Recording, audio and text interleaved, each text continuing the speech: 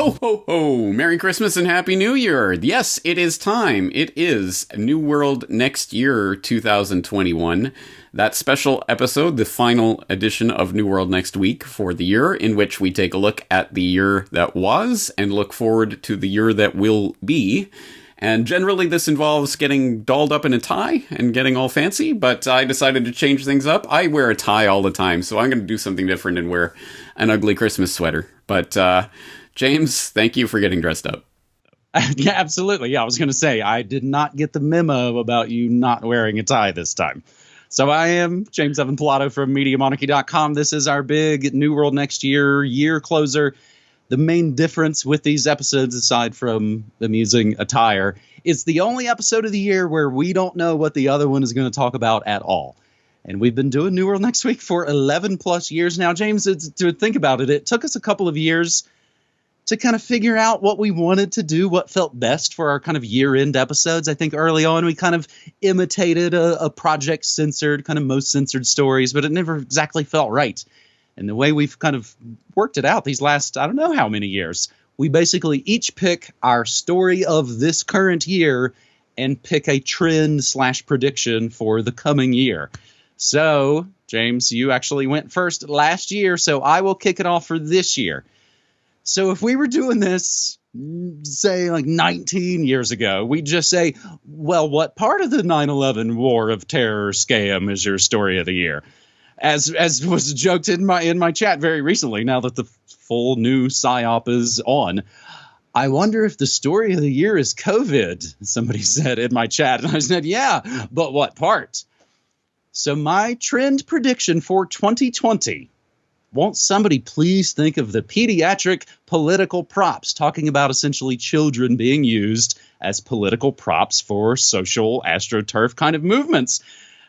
I think now looking back on my prediction for 2020, essentially made just exactly 1 year ago, it indeed was a prop.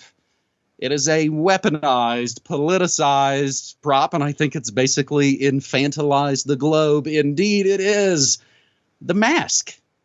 There's no way I couldn't make the mask my story for 2020. I've talked about my run-ins with the Maskerade this past year at the grocery store. I've talked about it here on All New World Next Week.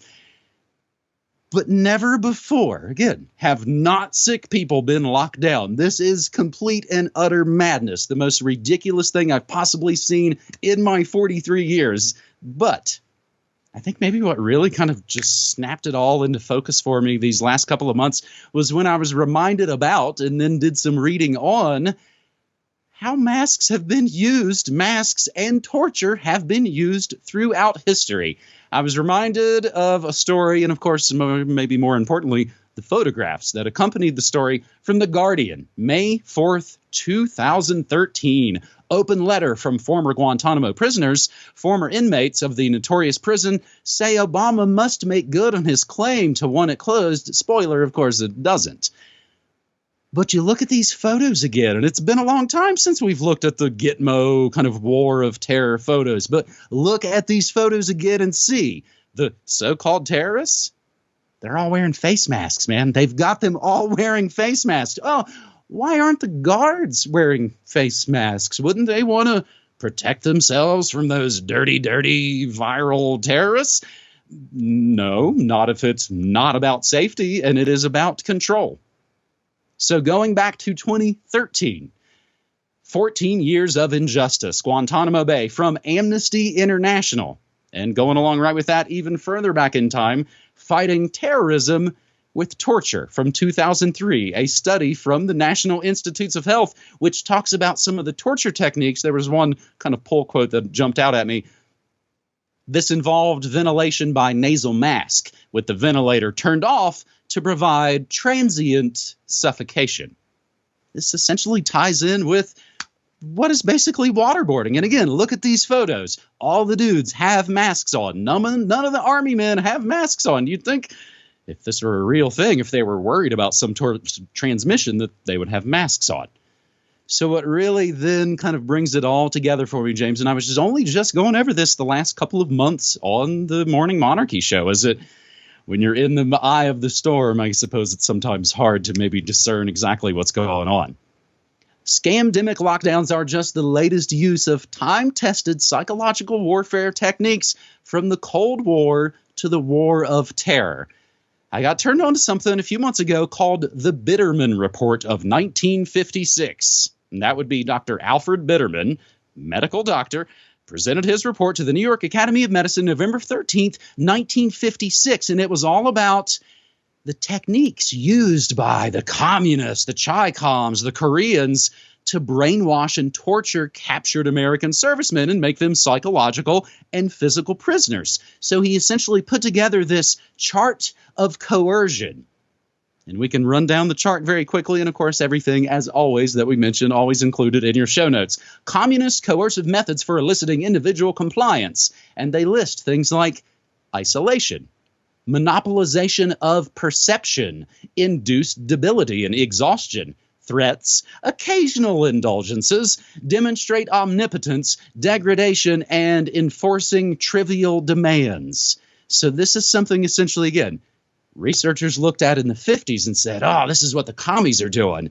Then Amnesty International 20 years ago said, this is what the War of Terror is doing. And now we look at this research and it's exactly the same thing again. The chart of coercion pretty much looks exactly like what's been going on with the masks, James. And again, as the powers that shouldn't be, whether it's marketing or products or widgets or anything, it needs a good sort of symbol. And I think the mask is the most weaponized symbol of 2020, period. James. Yeah, excellent. Very, very good observation. The symbol of 2020. And it works both figuratively and what it represents, but also literally. It works on every level, and it also implies all of the things about the year that we're living through, the degradation of bodily autonomy, and the imposition of social distancing as the new norm, and literally masking yourself. It's also the muzzle, of course, has been observed, the muzzle on free speech that goes along with this. So, yeah, absolutely, it's the symbol of 2020. You'd be hard-pressed to think of a better symbol for this year. So before I'll throw it back to you, James, I'll let you and everybody else know your trend prediction for 2020 that you made just 1 year ago. Corbett reports 2020 trend prediction. It's the end of the internet as we've known it. How do you feel about that? And now how do you feel about 2020, James? Yeah, I wish I was wrong. I wish this was not coming true. Yeah, I've been thinking about both of our trend predictions for the year, for the entire year. And I don't know why, but I have had that in the back of my head all year. And I would say with regards to your trend prediction, children as political props, I think it was a pretty good prediction to make, knowing that we were going into the selection cycle and seeing the Greta story and other things that had popped up last year. But fascinatingly, interestingly enough, I think you were exactly right about that. It's just the demographic was flipped on its head. For once, instead of, won't somebody think of the children, it was, won't somebody think of the people who are literally at death's door, reaching the end of their life at life expectancy, which is bizarre. I mean, unpredictable. Who could have predicted that in particular? Although there is a sort of demographic logic to it. As you get the baby boomer generation just now starting to hit the bleeding edge of that life expectancy, and now this disease comes along that's going to take people just as they reach the age of life expectancy, as they would naturally be expected to die. Yeah, there's definitely some forethought that went into all of this. But anyway, so I think you were right, just kind of in the inverted way. With regards to my prediction, again, unfortunately, startlingly true. Again, not a difficult prediction to make, knowing that 2016 was the real unleashing of the Russian hacking meme, the fake news idea, all of that swirling around the 2016 selection circus.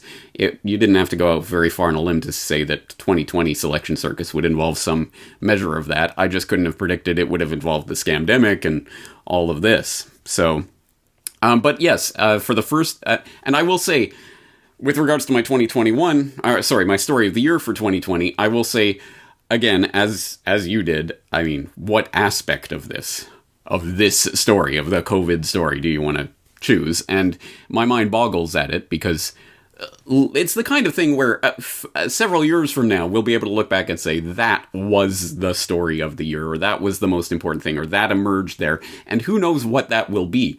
It could be the World War III scenario. We'll look back and go, oh, well, that's when the China thing really kicked off, or whatever. Or it could be we look back and go, well, that's the year that the central bank digital currency and the new global system, or the new international biometric ID system, or whatever it is.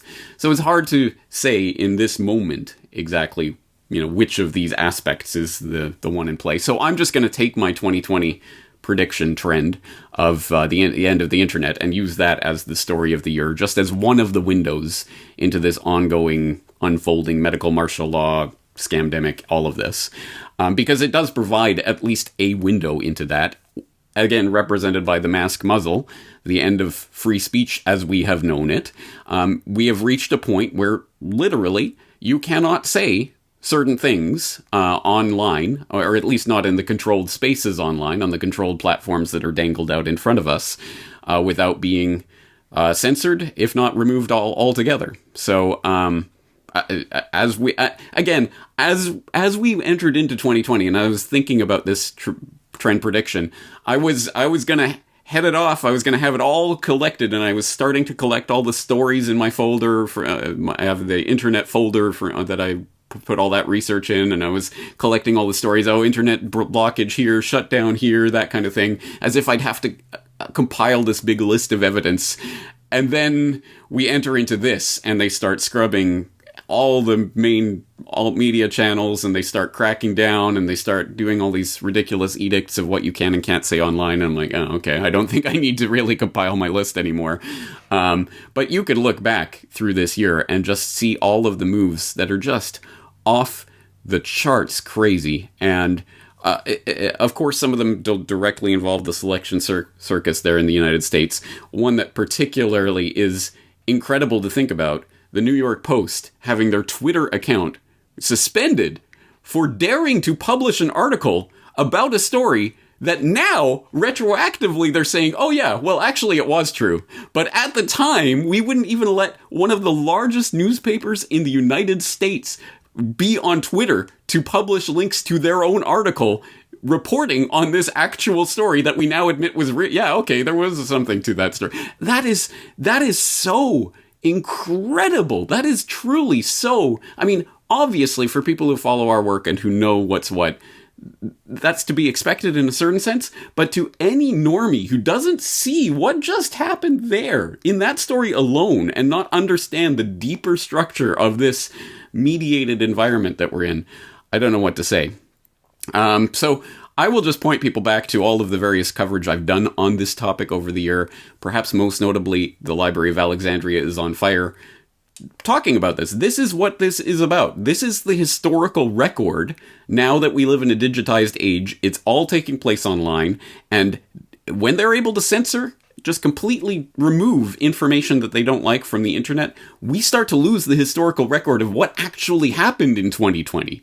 And as more and more channels get taken down and more information gets taken down, then eventually, years from now, looking back on it, will our children be able to look back on 2020 and have any idea of what was really going on or not? This is not a joke. This is not a game. This truly is the historical record that is being scrubbed from under our nose right now, if we rely on the controlled platforms. And that is, I guess, if anything good can be taken out of this story of 2020, the end of the internet as we've known it, it's the creation of something new.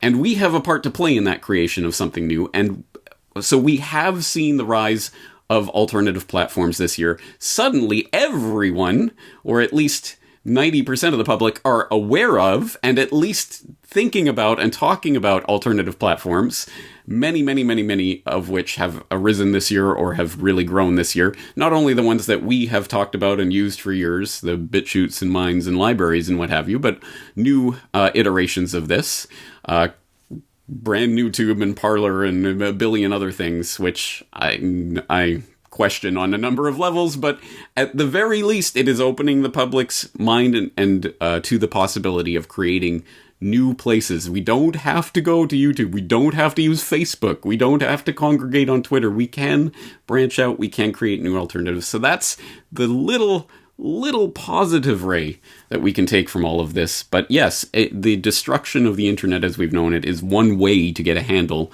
on what has been going on this year. So I'm going to put that in for my story of 2020. Excellent. I actually, James, for the first time, I had a video removed from the aforementioned Gulag GooTube. It's almost a 4-year-old video. May 4th, 2017. I believe it had something like Pedogate TV in the title. So, of course, it had to be completely removed from the platform because you can't have weirdos like me talking about how a TV show named Law & Order rushed out an episode about Pizzagate and about how dangerous those internet weirdos are. And in other news, a director of Law & Order arrested for child porn. They don't like people talking about that stuff. What did they call it? Cyberbullying and harassment is the reason they took that video down. I didn't cyberbully or harass anybody. But, of course, that doesn't matter. We've also talked recently about how archive.org, one of, I think, the long-time kind of pillars of the internet, have announced they're going to go back into their archives and basically fact-check history. And if that doesn't bring up 1984 and talk about physical media, all those sorts of things, it is all just right there. James, and this morning on my morning show, people can go check this out right now. Go to the CDC and go look up their article about the Tuskegee syphilis experiment. And guess what's at the top of it? This article is currently under review by the CDC to verify it's blah, blah, blah. So something we've known for decades and decades about the misdeeds of the powers that shouldn't be suddenly, oh gosh, has to be, checked out again. James, as I've been noting many, many times, jet fuel melts steel and chicken wire keeps out mosquitoes. Everything you know about science is all just thrown out the window this year. So why wouldn't we, of course, go back into the memory hole and change things? So, James, I will go into my prediction for 2021 if everything, as we've pretty much said and we've covered all this year, is seen through the lens of this new kind of biomedical security state. And if this is essentially the reboot, the sequel, whatever dumb pop culture word you want to use for the War of Terror franchise, and if my story of 2020 was the Maskerade angle, I think, to the War of Bioterror, then my trend prediction for 2021, of course, is going to be affected by the Scamdemic too. Affected, unlike all those Bezos boxes and your mail and all those fiery, peaceful protests. The Rona does not affect those things somehow. It only affects and infects small businesses and anything that isn't already well wedded to essentially the Skynet Borg. Since Dr. Gates would love for us to stay inside for what his new interview is talking about, years. I think Fauci and Gates have essentially said, it might be 5 or 7 years that we'll continue to do this. Unbelievable madness on every level. So basically, since they're going to try and keep us locked inside forever, you're going to need some stuff that will, I believe, increasingly be delivered by the Borg delivery service.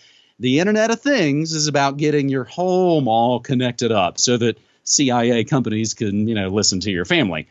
But what about outside your gated subdivision sector? And I think that's where V2V and V2X and, of course, CV2X come from. Those big popular words. We've actually talked about this, James, again, nearly 4 years ago, going back to New World Next Week. It was our cover story. Techsperts propose driverless highways. Tech experts propose reserving stretch of I-5 for driverless vehicles. So that's a giant stretch of highway over there on the West Coast. So V2X, vehicle to everything, vehicle to vehicle would be V2V. They're basically, and not to say that they're working on it, I think it's already all essentially been constructed. Just as the Internet of Things has been constructed, I think they've essentially set up the smart grid, all of these connections. And again, I've talked about a lot of this in the past on Media Monarchy about the possible problems with vehicle-to-everything, vehicle-to-vehicle communication. Tech industry veterans want to ban human drivers. Do you think we're getting closer to this kind of reality or further away in the year of the Scamdemic? A couple of recent stories, actually, just on December 12th. FCC, and of course the FCC head here in the States has announced he's of course going to retire when the new guard comes in. FCC opens up the 5.9 gigahertz band for Wi-Fi and automotive applications. And you see this photo, and you see it's all cars talking to each other's, cars talking to the street lights, cars talking to the street signs, the intersections, all of it connected all the time. Another real current piece of news, December 15th, talking about highly integrated 5 gigahertz, essentially antennas. It shows it on the top of some car. Power your V2V and V2X applications. This device features a output power conformally shielded compact package. They've got all this stuff together, you guys. Skyworks is the name of that company. Now, I actually talked about a little bit of this with my pops. I was like, man, what do you think's coming for 2021? He mentioned something called TAS, TAAS. That would be Transportation as a Service. And I just busted out basically one of the top results when you search for Transportation as a Service.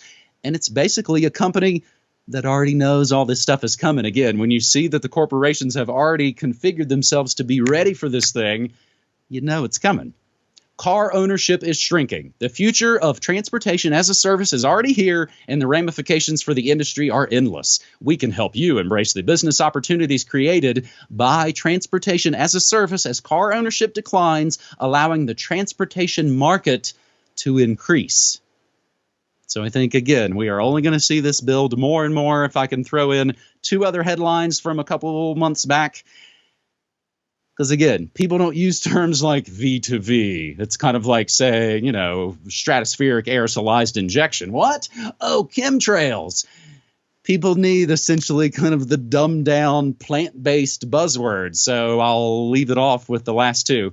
Amazon and Federal Express push to put delivery robots on your sidewalk. That was from August of this year of the Scamdemic. And if I had to basically stamp some simple, easy takeaway headline, it comes from Reason back in June of this year. Coronavirus pandemic paving the way for drone delivery services. So will they need a dark winter EMP grid hack attack to help all this along? Will they tie it in with new internet restrictions? Of course, your digital vaccine passport. So I think much like all the Scamdemic, they practiced all this. They wrote about it. Event 201, Dark Winter, etc. Much like the War of Terror, kicked off 2 decades ago next year. They practiced it all. They wrote it all down. Project for a New American Century. Gosh, we sure need these things to happen. None of this stuff is essentially fresh out of the oven. It's been sitting on the table for a long time. It's the long con, if you will. But I think the Scamdemic can and is and will continue to be used to basically further centralize control. And I think this sort of vehicle-to-vehicle technology will really become a part of the smart grid kind of Internet of Things nightmare, James. I could throw in maybe a good news one, but I'll let you comment first. Please, good news? Yeah, no, yeah, I think you're right. I think we are definitely heading in that direction. And 2021, I'm sure we'll have some of that in store. And it's a trend that's been going for years, but will definitely be picking up steam going ahead. And people who want more on this, I would suggest they go back to Welcome to Your Driverless Future that I put out a couple of years ago. And I remember after putting that out, you noted on the Next New World Next Week after we did that, you've had some pushback on that, James. Like, a lot of people saying that this isn't going to happen for 100 years, that kind of thing. But I think it's coming. I think it really is coming. And it's part of that Internet of Things, as you say. And I will just put that back to that story of 2020, the end of the Internet as we've known it, with the cyber attack, hacking, and the downing of Google and all of this craziness that we've seen in the last week alone. One of the stories that I saw pop up was people saying, I'm sitting here in my smart home and I can't turn on my bedroom light because it's connected through my Google Home thing and that's down. So I'm starting to consider, question some of these things that are going on right now. Well, maybe I've made some bad choices. Yeah, you think so? And now we're gonna hook up our vehicles, so they'll all be controlling, being controlled and going automated and talking to other vehicles and all of this stuff. What could go wrong, right? Yeah. Anyway, I think you're right. This is a trend. It's definitely going to pick up steam in the new year. And this is part of the you'll own nothing but you'll be happy 2030 of the Great Resetters agenda. Transportation as a service, all of that. This is all in line exactly with the direction they're going. I'll throw in my good news ideas. I want to hear your lead prediction for 2021, James. Yeah. Let's end with some good news. All right, trend for 2021. So sometimes, as people who have watched our previous editions of this, sometimes we go with predictions about this is going to happen, and sometimes we go with aspirational ideas. We want this to happen. So if I was going to go with a prediction, I think this is going to happen in 2021.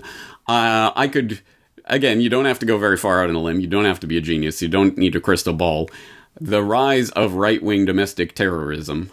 Once again, because, as I know you know, James, every time the Democrats get in power, suddenly it's the right-wing extremists. They're the boogeyman. And then the right wing gets in power, and suddenly it's those damn bearded terrorists on the other side of the world. We need... In the end, of course, they're both just coming after you and your family and your rights, but they have different boogeymen to accomplish it. So, definitely, you are going to see more about the radicalization of these crazy right-wing conspiracy theorists in 2021. But I am not going to make that prediction. I mean, it's there, and I think that's going to happen. But my trend for 2021 is an aspirational one, because we need that right now more than ever. Literally, more than I have ever seen in my life. We need an aspiration for next year. And so I'm calling this the People's Reset. Because the reset button has been pushed this year. There is no unpushing that button. There is no unringing that bell, as they say. The Great Resetters are telling you right to your face. They are not hiding it. This is not conspiracy theory. They are telling you the reset button is being pushed. Life will never go back to normal, whatever you thought that was. We are transforming the world. They are coming right out and saying it. So we don't really have a choice here. Either we will go along with the Great Reset agenda and be pushed into this transformation, into the Fourth Industrial Revolution and the V2V and transhuman upgrades and all of that crap. Everything that we know is coming, that they've been openly talking about for years and years, is coming. So, or we have a People's Reset and we actually change or derail or misdirect or whatever. We do something to this agenda so that it does not go in that direction. So what does that mean? What does that look like? What do we do? Well, that's going to be something that we determine. Either we put our time, our energy, our efforts into changing the way our lives are heading, or we just lay down and accept the agenda and basically face the end of humanity. So I would say, again, this is an aspirational trend for 2021, and I have a part to play in this, as does everyone who's listening to me. So I'm going to say that the work that I'm doing next year, there will be substantive and noticeable changes to the work that I'm doing next year, including new series, new ways of looking at things, new ways of doing things at the Corbett Report that I will be rolling out in the new year, and we'll go from there. And I have my ideas, but I am also open to changing ideas and changing plans, because I think we have to be open and flexible with this. But we have to change the way we've been doing things, the way we've been thinking about things, the way we are going to affect real change in this world, and what kind of change we want. Even thinking about those ideas is extremely important right now, because again, this is not something we can think some years in the future. No, they are locking down humanity. They are going to start forcing vaccines into your body. They are telling you about transhuman upgrades, and all of this craziness is happening right now. We do not have time to nitpick and ninny and, oh, well, you're not doing it the right way, and, oh, I don't like that. No, we have to start doing things. So I'm going to start doing things in a different way next year, and I invite and encourage people to start joining in with that, and we'll see what form it takes in the new year. But anyway, if we do not have a People's Reset and start drastically changing the way that we are cooperating with and participating in the systems of control, then we lose our control forever and always. And I can't say how this is going to end, but I can tell you at the very least, I'm going to go down fighting. And I hope people will do that with me. Absolutely. James, isn't it? I don't know if irony is the word, but you and I got to meet in real life last year in person, and we've been the guys doing these weird apartment news shows. Flip the calendar and suddenly everybody's doing weird apartment news shows, and I find people in alternative media that have been in it and at it for a long, long time. We're all just trying to meet up in real life anymore. Man, there's nothing I love more than seeing in my chat community where Media Monarchy members have met up in real life, and they'll post a picture of themselves there. And it's like, you guys look like brothers that had never met. It's friggin' amazing, and I love it. And I think that's going to be more of the move. So, James, I think my good news prediction that I can kind of tack on here, I already typed all this out before you just did your prediction.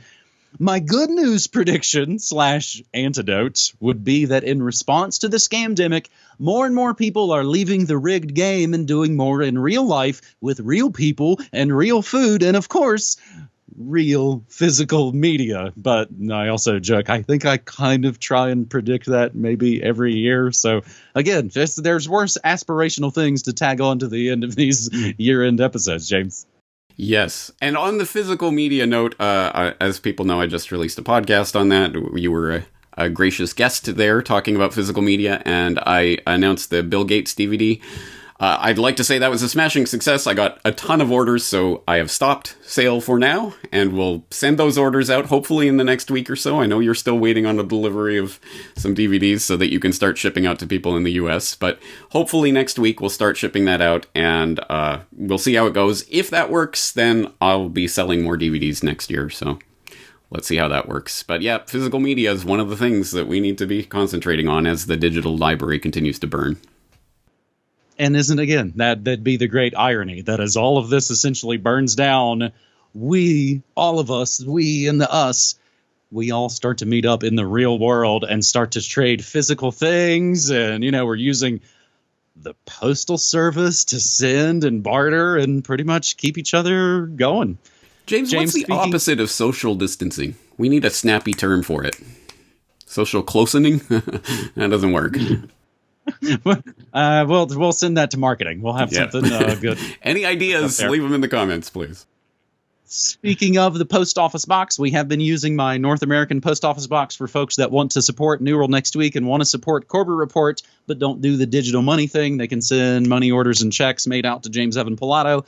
I then use that digital avenue to send that money over to Corbett. James, we've been doing this for 11 years, and I think, again, we're still looking at ways to try and build and grow, and some of those ways are wild, new, progressive things, and then some are actually just the classics that we've maybe kind of lost sight of. James, 11 plus years doing New World Next Week, my friend.